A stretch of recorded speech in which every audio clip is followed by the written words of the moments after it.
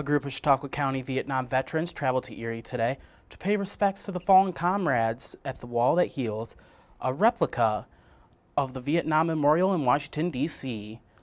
Our Justin Gould, with our news partners WNY News Now, have joined them on their journey. Justin? Yeah, and what a journey it is. Good afternoon, Bronson. Here from the Wall That Heals in Erie, Pennsylvania, where right now behind me an official kickoff ceremony taking place, honoring veterans, hearing from dignitaries from across our region.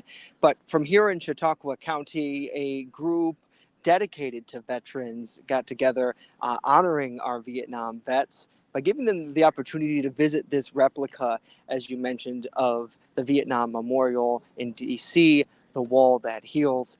I caught up with Wes Tessie and Don Armstrong, both Vietnam veterans who shared their service ahead of coming here today. I was a machine gunner.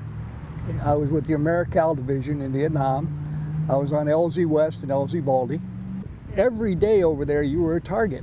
You were just a target, and it was a rough life. You didn't have, at least I didn't, on landing zones. We didn't have a barracks or anything. We had a hooch. It had a cover over it. It was underground. It was wet all the time. You had your M16 with you every minute while you're in there, and it was just a tough kind of thing to do. After he was injured in a firefight, the then teen was medevaced to Japan. After healing up, he was sent to Fort Dix in New Jersey, where he worked a variety of odd jobs, including cleaning up in the veterinarian clinic. And people said to me, you came back from Vietnam after serving our country, and you were put in a dog kennel? And my response to them is, a dog kennel was heaven compared to what we went through in Vietnam. While Wes Tessie served on the ground in Vietnam, Donald Armstrong worked for the Army Security Agency on a base in the Pacific. Our job was radio intercept, so we intercepted all the communications that were going on. I can't get any more technical than that because they'd send them in after me. He recalled the pushback from the American public when he returned home. In fact, he was turned down a job because of his service. And I used to climb telephone poles that were up as high as 180 feet and repair rhombic antennas. And I had graduated in my class, second in my class for my primary MOS. And I walked up to the telephone company and I told him, showed him my credentials.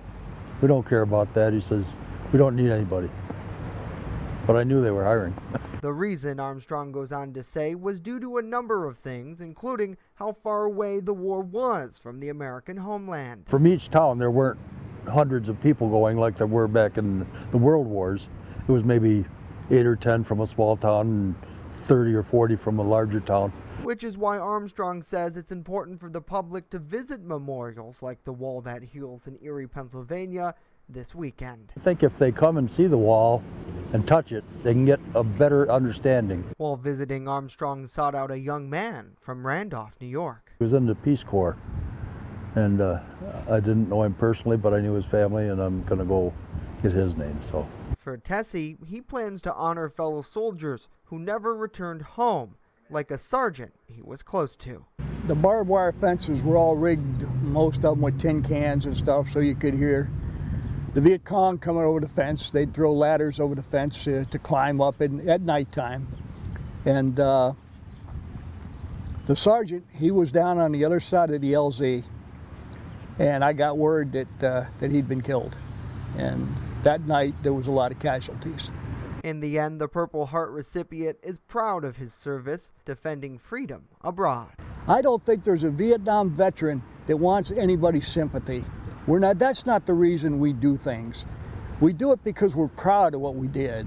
America may not have been proud of us, but we were proud of ourselves, and we still are proud. This Memorial Day, both men have a simple ask. I wonder how many Americans on Memorial Day actually take a minute to remember all those people that died, and the families that are suffering now from death and stuff in war. Go ahead, have your hot dogs and everything else, but on Memorial Day, just take some time to remember the veterans that served and that lost their lives. Yeah, powerful words there from the two of them as they recount their time overseas. And Mr. Armstrong did get a chance to visit one of his friends who was killed. In fact, Corporal James Hillard, who he was seeking out, a bridge has been dedicated after him in Randolph, and he got the chance just a few moments ago here before this ceremony kicked off to see his name and to get a pencil sketching of that as well. The group's trip made possible by the Joseph P. Dwyer peer-to-peer program under the direction of Cindy Reedy. Does an excellent job in Chautauqua County of helping veterans transition from military to civilian lives.